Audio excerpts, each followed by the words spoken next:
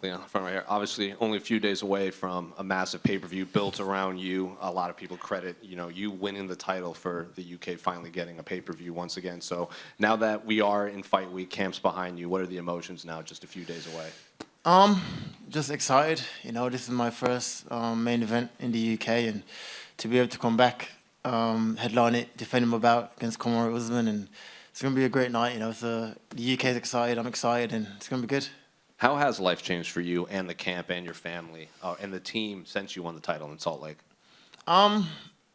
It's changed gradually, because I've been winning now for a long time. I've lost a fight in 8 years, but as far as obviously more people noticing you, more red carpet moments, financially it's changed, and but apart from that, it's got the same people around me, same team around me. Still training in the UK, and so yeah, it's all good. And how has camp been not having to worry about the altitude of Salt Lake? Because we've talked to a few of the UK fighters here, and they said they think the altitude played a much bigger factor than people are giving credit to. Yeah, 100%. I feel you can see from an example, like when Cain Velasquez fought Verdun, was it? Altitude, and he was known as Cardio Cain, and then he tired after like a round or two. And so I think altitude definitely played a part in my performance. So I just couldn't get my body to move the way I wanted to move. Round one started off great, and after that, it just kind of went and shut down, And I know Kamaru was he's using that as a way that, oh yeah, you was tired in the fight, and whether I was tired or not, you got knocked out, and that's it, So end of the day, that's all that matters. Was there any fear that Kamaru might not be ready to fight on this card, and you would have to fight someone else, like a different contender? There was I think Wonderboy came out and said something about him not fighting, and when I seen that news, I went spoke to the UFC. Be like, nah, he's 100%. He's in training, fight to prepare for March, So after that, I was locked in to Kamaru for sure. And what do you make of Kamaru? He's done a lot of media this week specifically saying he was winning that whole fight, and he still doesn't see anything that you present that shows you're the better fighter outside of kicking him in the head. Oh God. I think if you get knocked out like that, he has to find something to clutch onto, right? He needs to build that confidence back up, because going into it, he thought he could never be taken down, he could never be hurt or knocked out, and so I think he has to find something to clutch onto, and that's what he was winning the fight, but who cares? Like I said, it goes down as you getting out cold headshot, and that's all that matters. And when it's all said and done, winners win, and even on my worst day, my worst performance, I'll still knock you out. So winners win, like I say. So going off of that, does it bother you that he's above you still in the pound-for-pound rankings? No, I don't really follow the rankings, the stats, so it is what it is. I've been underdog in some fights, I've been favorites in some fights, and either way I won. I haven't lost a fight in 8 years, and it is what it is. So then my last question is, what does the headline read? How do you see this fight playing out, the trilogy fight against Kamaru Usman? Just making it into a mixed martial arts fight, being back home, using the crowd energy to spur me on, and just going out there and just show off, and that's my aim this fight. Just show my abilities and just perform to the best of my abilities. And like I said, I've never lost in the UK. I always draw the energies from being around my friends, my family, and it's gonna be a great performance. Leon, over here, right in front of you. Sorry. A lot of his strategy in the last fight was a lot of wrestling, but you guys did stand a little bit. What did you make of his striking? Because obviously he had knocked out a lot of guys. So based off of your striking exchanges, what did you think of his striking? It was alright. It was good. Like he does every fight, every boxing, heavy forward pressure, heavy wrestling. I think his game plan is pretty similar in every fight he fights. But like I said, even on the worst day, you just kind of just even though I was tired, he couldn't hurt me. I wasn't hurt, really. It's more of a fatigue issue. You just wailing at my gloves, and I was just catching it all on my gloves, and but like I said, even my worst day, I defeated him. But like I said, he's improved from when we first fought, but so have I, And in the first round, you were able to get him down and take his back. So do you look at that and say, why don't I wrestle some more? Or obviously you had that amazing knockout, so do you think you should keep on the feet? No, I'll make it into a mixed martial arts fight, I will try and go for the takedown. I will be attacking submissions and also try to knock him out, you know. And I know I can do all these things. I've done it in the last fight, and so I'll do more of that. And speaking of, sorry, one last one. And speaking of the altitude, were you watching that co-main event between Costa and Rocco? Yeah, Because they yeah. were exhausted, and were you thinking, oh no? Yeah, oh shit, they got me. I was watching it. 'Cause I trained Luke before, and I know how fit Luke is, you know, and I know he was in shape. And when I was backstage warming up, and I was like watching it on the screen, I could see him like putting his hands on his knees and just showing like fatigue. And I thought, oh God, like he's gonna play a part, you know, and that it did, you know, it did play a part. But like I said, that's all behind me now, and I've wiped it. Enjoyed it when it happened, the knockout. But now we're on to a new chapter, and I truly believe this is my time, and I will show that Saturday night. Thank you. Leon, just over here. Going off of what you said about the first round, being able to take him down, does that give you added confidence going into this one? I wouldn't say added confidence. I've always been confident in my ability, but it just gives me confirmation, you know, that I can take him down, you know. And once he hit the mat and I'm on top, he hasn't got much to offer as far as defense wise. Everyone's good when they're on top of you. Pause. But but once I'm on top, like you see, like I took the back like that, you know, there was no resistance for me taking his back, and so yeah, there's, like I said, confirmation I can use in going into the third fight, and I will, you know. And, you know, even Khabib has said in the past, you know, after that knockout, that he wasn't sure, you know, if you suffer a knockout like that, if you'll ever be the same again. What do you believe? Do you think he's going to come in and approach this fight any differently? Who knows? Who knows? That's the question, right? He's 36 years old, been in many tough fights. He thought he can never be beaten. And then to be sparked like that does have a mental thing on you, you know. I know he pretended like he doesn't care, and he was happy he got knocked out because the pressures of champion is too hard, and I'm happy that I got knocked out, but like for me, it doesn't make no sense, you know. And so we saw Saturday night whether or not it makes a difference, but you best believe I'll be trying to knock him out again. And, you know, you've had such a journey, not only in your fight career, but your personal life as well. We could see how much winning that title meant to you in your emotion in the cage. What was that moment like? How surreal was that at the time? Not just meant to me, just mean to my team, mean to my family, you know, and to be able to set out a goal when you're 17 years old and finally achieving it, doubted and all. Everyone doubted you. Everyone saying you can't do it, like being in Birmingham and winning the world title, and you, with your belief and your hard work, achieving this goal. It's like, I think it showed, right? The speech after, the cry to my mom on the phone after, and I think it all came out then, you know. And so yeah, like I said, it's all just confirmation that my belief is in myself and my team, and what I'm doing is right, and that's all it was, you know.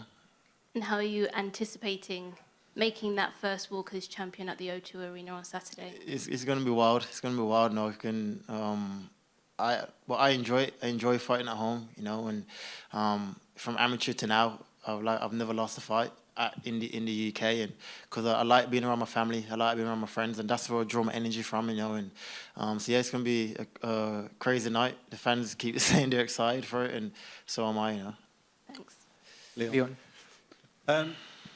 Coming in here as a champion is obviously an enormous thing for you, but there's a little bit extra on top of that because you're a properly homegrown UK champion. You've done all your training here in the UK. How much extra does that put on your achievement?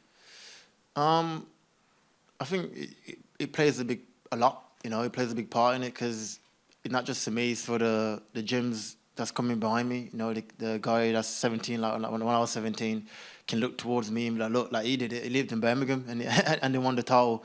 You know, and like congrats to Bisping. I know he was the first person to do it. So I kind of never shadow that, but I think it hits different when you can look at somebody from the same region as you, in the same similar situation as you, that's went out and did something, you know. And so I think it's big for the whole UK, you know. And how much of an impact do you hope to make in your community now you've got that stage as being a world champion in the UFC? Just giving back. helping out where I can, and I've started a charity already to give back to youth from similar background as me that's been involved in gangs and getting into trouble and with single parents and stuff like that, and I've already started that already because that's been a passion of mine from the get-go, and so to be able to do that is a pleasure for sure. Last one from me, just going back to the fight itself and the fight with Kamaru, the second fight, the championship winning fight, the altitude playing the factor that it was. What does a sea-level Leon Edwards look like on fight night on Saturday? My plan is to just go out there, like I said, and just show off, and just enjoy the moment. I feel this has been the best performance of my career. I truly believe it, and Saturday night I'll go out there and show that. If he's judging me off that performance, I'm thinking, oh yeah, you had me broken and stuff like that. He's gonna be in for a shock Saturday night, Leon, down here to your left. The last time you went face to face with Usman at press conference, he had a lot of swagger to him. What do you expect his demeanor to be like this time after you flatlined him? I don't know. Like, let's see. Like I said, the last fight in the press conference, oh yeah, what you gonna do to beat me? I was like, I'm gonna knock you out, and he's like, okay, we'll see, and that's what I did. So let's see how it comes out. Like I said, I'm not banking my game plan, my training schedule, and whether or not the knockout affect him, but we'll see. Who cares? Do you think he's going to be dressed like Terry Crews again? It's a bit too cold over here to be dressing all weird and all funky, but it is what it is. I heard it like he flew like a stylist over and stuff, and that's what I'm saying. Like our mentality is in two different places. I feel like he's on his way out. And I was gonna open that door for him and give him another path to follow his fashion dreams and follow wherever he wants to go. I didn't mean to make you choke there, bro. But, final question from me. 3 years ago, you were meant to be here headlining against Tyron Woodley. Now the week is finally here. I mean, what does it mean to you to finally be here and obviously be here as champion, nonetheless? Yeah, like I said 3 years ago, this was meant to be hit, without this, and at the time, I remember how upset I was, how frustrated I was that I did a whole camp, and then because the pandemic, the fight got cancelled on the Sunday before the match, and so now to be here 3 years on, now the world champion, it feels amazing, and like I said, I'm excited for it, and it's an opportunity that I can't let go to waste, and I won't, and yeah, it's going to be good. Like I said, I'm excited, my team's excited, and it's going to be a good evening for the UK. Appreciate it, bro. Leon, can I just ask, over here, still just in the same place, cheers, the pressure on you, I mean, in that first fight, a lot of people wrote you off, and even the commentators did during the fight. The pressure on you now is different, and everyone in that arena is there to see you and to see you defend the belt. How does that feel when you're going into the fight night? Good. For me, I like that pressure. Like I said, I enjoy that pressure, 'cause I put it on myself as well, as my team, because I know how good I am and what I can do, and I always draw. For me, it's not more about the arena, it's more about my family, my friends, the people that's close to me that's going to be there to see me perform, because I've fought in the UK for like 4 years. So now to be able to come back as a champion, defend my belt in front of them, that will give me added motivation, I would say, and added energy, And just finally, you were the chaser for so long in this division, chasing that title and finally getting that shot, and obviously you made the most of it. How has this camp been, knowing you're the one that's being chased now? You're the top of the division. Everyone wants to fight you. It feels good. It feels good, because like went through a mad patch where everybody was avoiding me. They didn't want to fight me, But now I took the hard route to get to where I want to get to, and I achieved my goal, and so it felt good. They say that when you become champion, you come 30% better, and I truly felt that. I felt like I became better physically and mentally, Leon, a couple of months ago, Bilal Muhammad said that he wants a title shot, and you called him a bum and said he wouldn't be getting one. I'm curious, when you look, like you said, you went on Saturday, you got Masvidal versus Gilbert. Obviously, that's a fight that you've wanted for ages. What does Bilal have to do to get a title shot, or is he just kind of at the back of the list? I don't know. You just gotta fight like I did. Like when I wanted the title shot, everyone was like, "You ain't getting no title shot," and I had to fight for it. So you go do what I did. Go fight someone else, and one day you probably get there. Is there a chance you'll go to Miami if you win on Saturday to be in cage side to watch that one? I might do. I heard the weather is nice over there in the woman, so I'll pop by. Leon's down to your left. Down to your left. You kind of mentioned there about sending Usman to the fashion route. Do you think another win against him would actually retire him? You know, about saying just from his mentality and the way he's moving, and I think he's already got one. Something's out the door already, you know, and just something to add to that. And whether he retires after or not, that's up to him, you know. Leon, now that you won the championship and achieved your lifelong dream, what drives you to continue improving and winning? I feel I want to go down as one of the best welterweight to do it, you know, and I believe I can. My goal was to achieve this goal when I was 17 years old, and I did that. Now I've switched my goal now to go down as the best of all time, you know, and why not? You know, I haven't lost in so long. I've won so many fights, and I'll just keep plowing on and also get that money up as well. You know, I want to be able to change my family's life, you know, and leave it in a better situation that I came into it, you know, and that's my goal right now, is to leave my family in a safer, more financial freedom than I came into it, you know. Your first fight with Usman ended by decision, the second one by knockout. Do you see a submission happening this time? Could do. It could do. Like I said, once he hit the mat, he ain't got much to offer, you know. So he could do, but like I said, it's going to be a mixed martial arts fight, and it's going to be entertaining for sure. Thank you. Good luck. Leon, Leon, can I ask what has becoming the champ enabled you to do in your personal life that you're been most proud of recently? For me, just probably open the restaurant for my mom. Open a Caribbean takeaway. I remember when I was young, she kept saying that me and my brother helped to do it, and I remember her saying that she wanted to own a takeaway one day, you know, and so to be able to do that straight away, that was my only splash, you might say, that I've done since being a champion, you know, and so yeah, that's probably my number one thing, you know. And in terms of, obviously you're going to be really focused on Usman at the moment, but someone's mentioned Miami, UFC 287. Do you think you'll be sort of rooting for Masvidal to win his fight in order?